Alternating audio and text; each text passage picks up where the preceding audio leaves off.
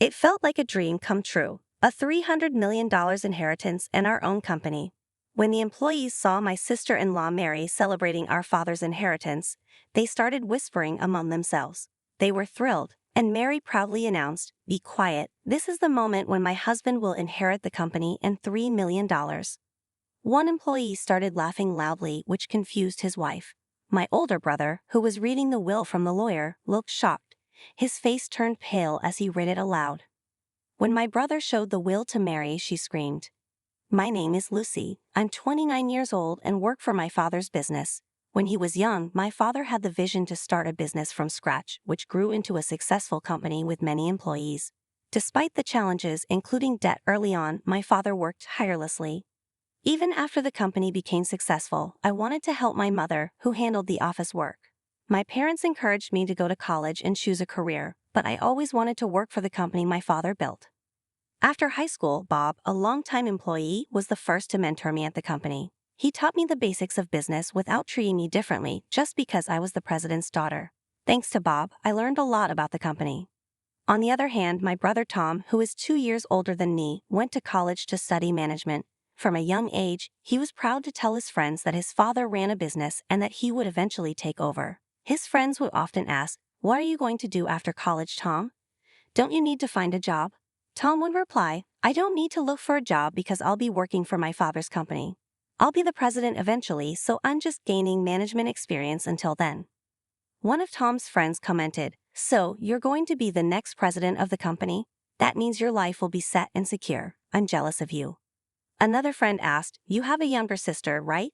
Isn't there going to be a fight over who gets to be the successor?"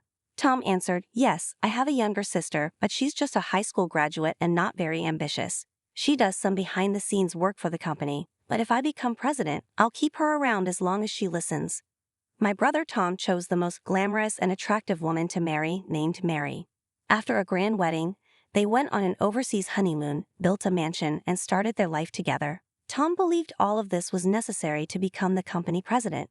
Mary seemed happy with Tom, enjoying a life of luxury and having all her wishes fulfilled. I was sure she wouldn't be interested in a life like mine, where I worked quietly alongside my mother at my father's company.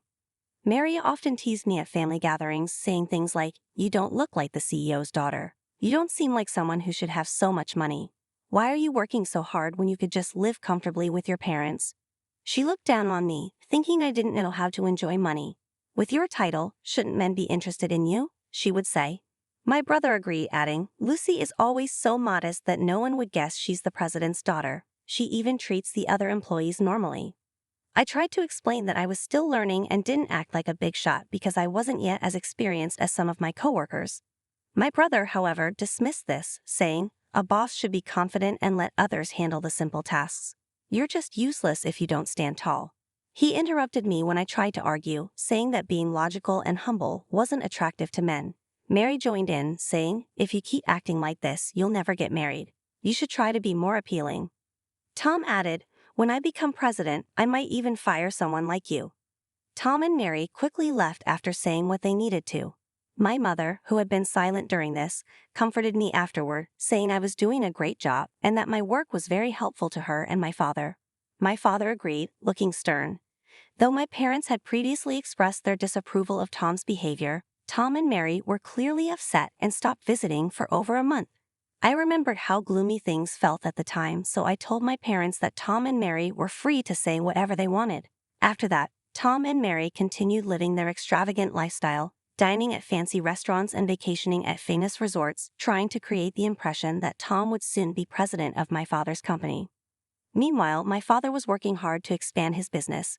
One night, he complained of chest pain. I said, "Dad, are you okay? Try to relax. I'll call an ambulance." As we waited for the ambulance, my father pointed to a drawer and told me he had a letter for me. I quickly took out the letter. He said, "I want you to read this if anything happens to me. Everything else will be handled by the lawyers." He then lost consciousness before the ambulance arrived. Despite being rushed to the emergency room, my father passed away without waking up. Tom and Mary were on a trip and missed my father's death. They returned 2 days later, just in time for the funeral. Tom said, "We're glad we arrived on time. I never thought my father would pass away while we were away." I was shocked by their lack of concern. They arrived at the funeral with little regard for the fact that my mother and I had managed everything on our own. I asked Tom privately, away from the employees, "Couldn't you have come home earlier?" Tom replied, "I couldn't. Our return flight was already booked," without offering any apology. He then addressed the employees, saying, "Thank you all for your help. From now on, I'll take over my father's place with honor." Mary, admiring Tom's words, added, "That's exactly what Tom would do. Everyone is impressed, right? It's only natural given his dignity." Tom then asked, "Lucy, isn't the ceremony about to start? Please show us the way." I was frustrated by their late arrival and arrogance, but I led them to the ceremony and the meal party table. As we ate, my brother continued to act arrogantly. He criticized the food, saying, "Isn't the quality of this food questionable, Lucy? It will lower our father's reputation as president."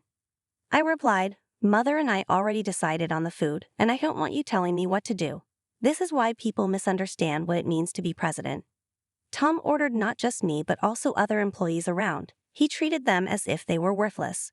I tried to stop him when he ordered Bob, a longtime employee, to do his bidding. I said, "Tom, don't be so rude to Bob. You shouldn't treat employees like that." Mary joined in, saying, "Stop talking down to Tom, the company's president. If you keep disobeying him, he might fire you. He has the authority." Just then, a man walked in and introduced himself as the lawyer my father had hired. He said, "Please excuse my interruption. Your father asked me to manage his inheritance." I remembered my father telling me shortly before he died that he had hired a lawyer. It seemed he had been preparing for his death for a long time. Tom and Mary were excited to hear about the inheritance and welcomed the lawyer warmly. Tom thanked the lawyer, saying, "The sooner we finish this, the better. Come in." However, as Tom spoke with the lawyer, he started to cry, realizing that the inheritance was worth $300 million. Mary squealed with delight. $300 million, that's incredible. It's a dream come true for us. When the employees heard this, they started whispering. Mary proudly announced, "This is the moment when the company and its $300 million inheritance passed to Tom." One employee started laughing uncontrollably. Tom, who was reading the will, turned pale as he saw what was written. Mary looked at him, confused. Tom read aloud, "According to the will, the entire company will go to Lucy, the eldest daughter." He stared at the will in shock and began shouting, "This can't be. This is wrong." In a troubled tone, the lawyer said, "This is a legally enforceable will." Tom's voice grew choked with emotion as he protested, "I don't care how this can happen. How can Lucy become president instead of me?" He continued, "Maybe Dad was just getting old and senile. A will made by a senile old man is invalid."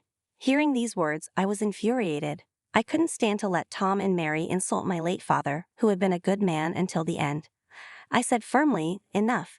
The idea of Tom becoming president is unacceptable to me."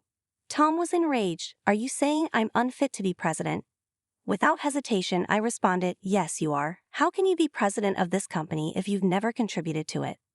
Tom and Mary had built a mansion and indulged in luxuries, thinking it would make Tom look like a worthy president. I said, "Building a mansion and dining at fancy restaurants doesn't make you suitable for the role. It's just money. Didn't Dad cover most of these costs?" Tom asked angrily, "How would you know that?" I explained, "Before he died, Dad left me a letter. In it, he detailed all the money he spent on you and said it would be considered a gift during his lifetime.